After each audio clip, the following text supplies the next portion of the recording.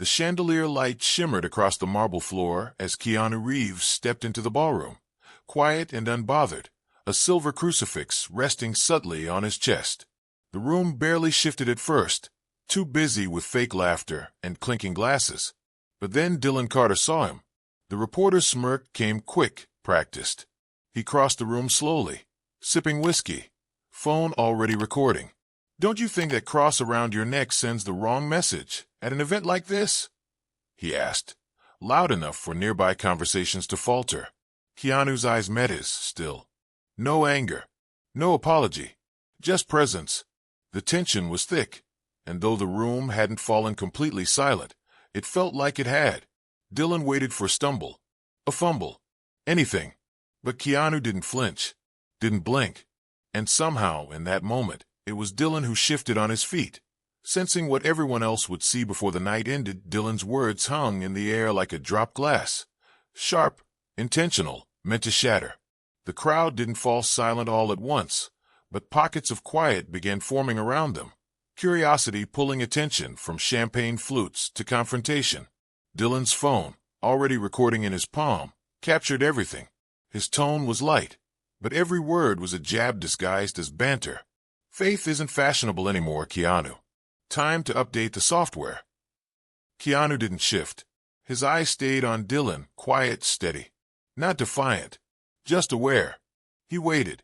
Then he said simply, "Since when did believing in something become a problem?" It wasn't a retort, it was a mirror. And for the first time, Dylan blinked. He recovered quickly. He always did. This wasn't new. He'd done this before. A year ago, a Latino filmmaker joked in an interview. Harmless, tone lost in translation. Dylan twisted it into a headline about cultural insensitivity. The man lost his next deal. Months before that, a black actress spoke out about a set's toxic dynamics. Dylan's outlet reframed her as difficult, reducing her experience to clickbait. Progressive journalism, they called it. But for Dylan, it wasn't justice, it was control. Now he stood before a man who wouldn't play.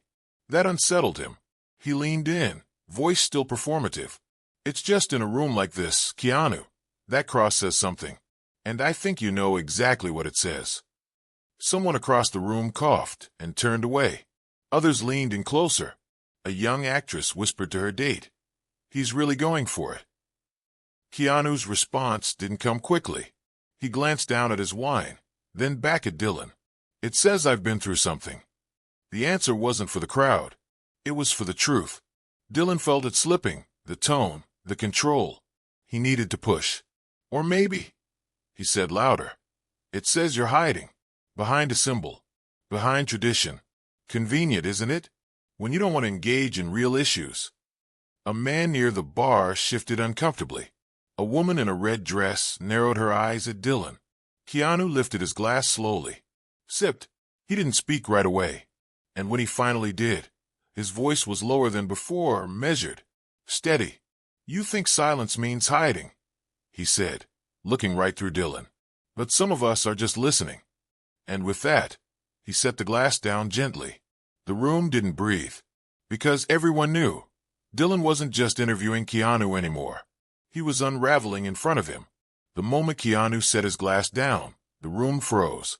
Conversations stopped midward. There was no music, no laughter, just the thick, electric silence of a crowd on the edge of something irreversible. Dylan felt the spotlight shift. Not the literal lights, but the weight of eyes. Dozens of them. No longer watching for entertainment. Now watching him. He couldn't let it slip. Not now. So he lunged, not physically, but with words sharpened by panic.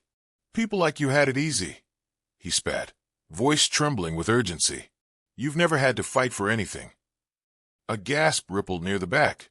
Someone whispered, "Did he just?" But Keanu didn't flinch. He stood there, still, as if Dylan's voice had passed through him like wind.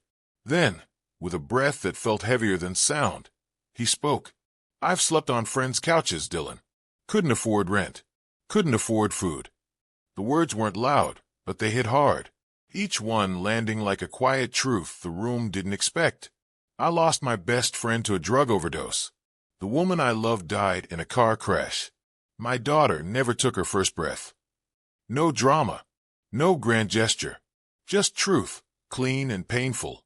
He looked at Dylan, not with anger, not with pity, but with something deeper, clarity.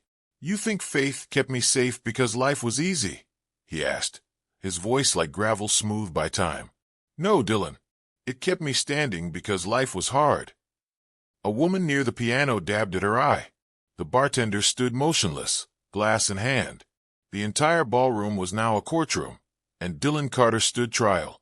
He tried to speak, but nothing came out. His face flushed, his fingers twitching against the phone still recording in his hand. The same phone he thought would capture a takedown. Instead, it captured his collapse. Keanu didn't move, didn't advance. He didn't need to. His calm was louder than Dylan's aggression. "Do you know who you are, Dylan?" Keanu asked quietly. "Because I do." And there it was. The final shift. The people who had watched with amused attachment now stood in quiet respect. A veteran actress folded her arms and nodded solemnly. Dylan glanced down. The red light on his phone still blinked, still recording every second of his unraveling. And in that realization, in that one still moment, he understood the damage wasn't to Keanu's image. It was to his own. Dylan's fingers tightened around the whiskey glass as the ballroom came back to life without him. Laughter resumed, carefully at first, then louder, as though the confrontation had never happened. But Dylan knew better. The silence hadn't vanished. It had just shifted to him. He tried to join a nearby group, forced a laugh, dropped a tired joke. No one bit. Smiles turned polite. Eyes glanced, then darted away. People who once shared drinks with him were now scanning the room for exits. His phone buzzed. He glanced down. The screen lit up with a headline. "Keanu destroys reporter, 1.4 M views." He tapped it. There were multiple videos, multiple angles. None were his. He hadn't just lost control of the narrative. He had handed it away. Twitter was already ablaze. "Faith isn't a performance, it's how you live." Dylan Carter thought he was clever. Keanu showed what real strength looks like. Hollywood just watched a man collapse in real time.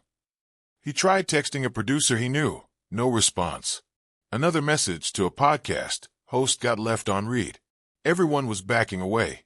Hollywood didn't forgive weakness, and it never forgot arrogance. Across the room, Keanu lifted a glass in a quiet toast with an old friend. No cameras, no smirk, no need to capitalize on the moment. He wasn't trending, but his piece was louder than the noise Dylan had created. "I thought I was exposing a symbol," Dylan muttered under his breath, bitter irony twisting in his chest. "I didn't realize I was exposing myself." He stood still, the glass in his hand untouched. The burn of alcohol had long since left his throat. Now it was just the burn of regret. Keanu passed him once more on his way out. Calm, steady, still wearing that silver cross. He paused for half a breath. Not out of cruelty. Not to rub it in. Just long enough to speak one last time. "I don't need people to agree with me," Keanu said quietly. "I just need to be true to myself. That no one can take from me." Then he walked away. No entourage. No victory lap. Just a man who had stood still when someone else had tried to shake him. Dylan stayed frozen, watching him disappear into the hallway light. A voice from behind whispered, just loud enough to stick. He tried to break Keanu, but Keanu doesn't bend. And in that moment, Dylan knew. This was the story people would remember. Not his question, not his name.